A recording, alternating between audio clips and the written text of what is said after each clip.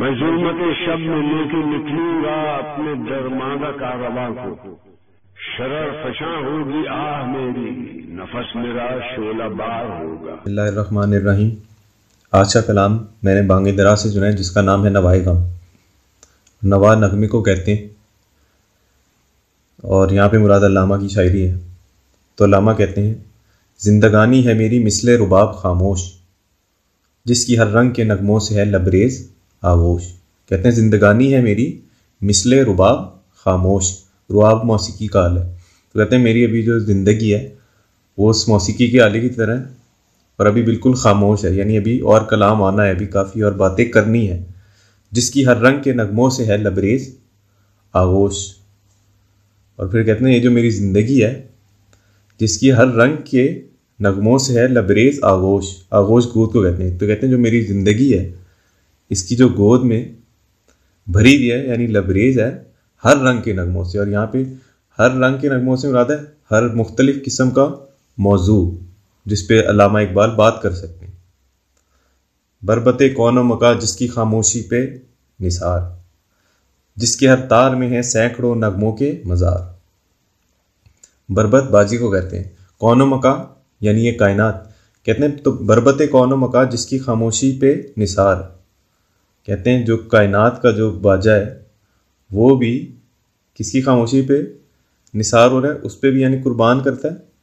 علامہ اقبال کی شاعری کی بات ہو رہی ہے، جو بھی ان کے دل میں ہے، کہتے ہیں وہ بھی اس پہ قربان جاتا ہے، اس پہ واری جاتا ہے۔ جس کے ہر تار میں ہے سینکڑوں نغموں کے مزار۔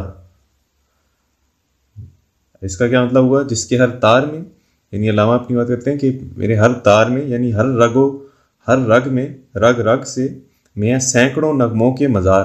سینکڑوں یعنی بہت سارے نغمے، یعنی بہت ساری شاعری، ان کا وہاں پہ ابھی مزار موجود ہے۔ اور مزار پہ کیا ہوتا ہے؟ مردے ہوتے ہیں جہاں پہ خاموشی ہوتی ہے، یعنی ابھی علامہ کے دل میں ابھی ایسی باتیں جو ابھی کھل کے سامنے آئی نہیں، وہ بھی منظر عام پر آنی ہے۔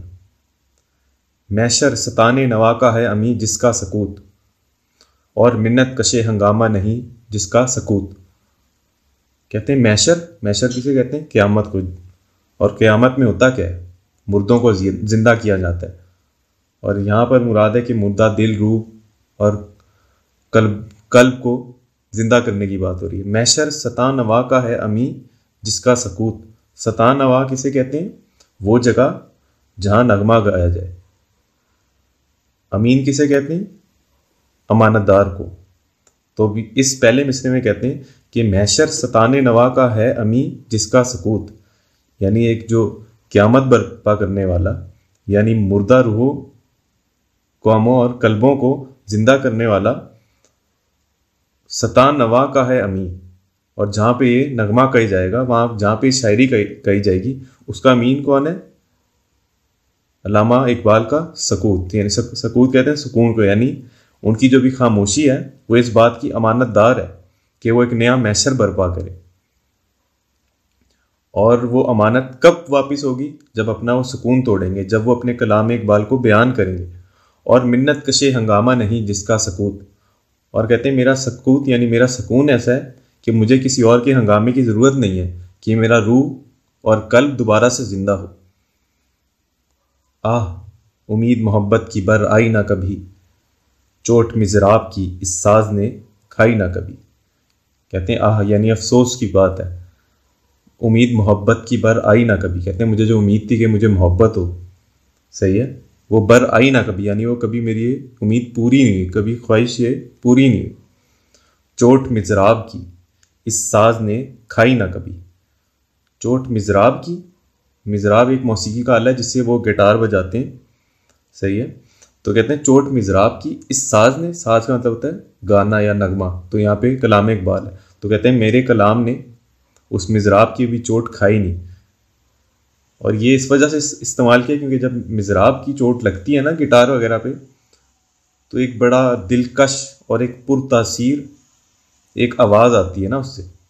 تو اسی طرح کہتے ہیں کہ محبت بھی اسی طرح کی چیز ہے کہ اس کی اگر چوٹ میرے نغمے، میرے ساز پہ لگ جائے تو اس میں بھی اسی طرح کی دلکشی اور تاثیر پیدا ہو جائے گی جو کہ مضراب کے ایک گٹار کے تار کو لگنے سے پیدا ہوتی ہے، ایک مثال دے۔ اور ہمارا جو مقصد ہے وہ نوجوانوں میں کلام اقبال کو عام کرنا ہے، اس نیت سے کہ ہم لوگ اس پر عمل کر سکیں، جس کے لیے ہمیں جرات مندی اور غیرت مندی کا مظاہرہ کرنا پڑے گا۔ جس طرح علامہ خود کہتے ہیں، اگر جواں ہو میری قوم کے جسور و غیور، تو قلندری میری کچھ کم سکندری سے نہیں۔ کہتے ہیں اگر میری قوم کے نوجوان جرات مند اور غیرت مند ہو جائیں، جسور کا مطلب جرات مند ہو گیا، غیور کا مطلب غیرت مند ہو گیا، تو قلندری میری کچھ کم سکندری سے نہیں۔ یہ جو میرا قلندرانہ کلام ہے، میں کسی سکندر اعظم سے کم نہیں ہوں گا جس نے آدھی دنیا فتح کی تھی، جس کی بڑی شان و شوکت تھی۔ شکریہ۔